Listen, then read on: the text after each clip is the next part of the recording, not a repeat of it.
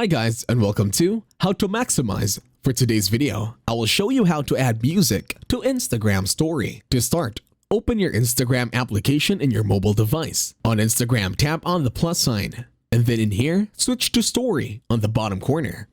For now, take a photo or a video, depending on your preference. Now tap on the smiling rectangle on the upper corner this time. Then select music. In here, using the search bar or anything, you can choose any music from Instagram that is available. Go ahead, take your time in choosing the music. Once you've chosen the song, click on the play button and then it will add it over at your story.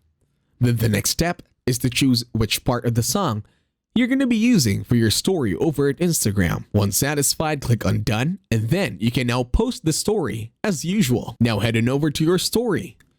And then as you can see, your story will now have the music added.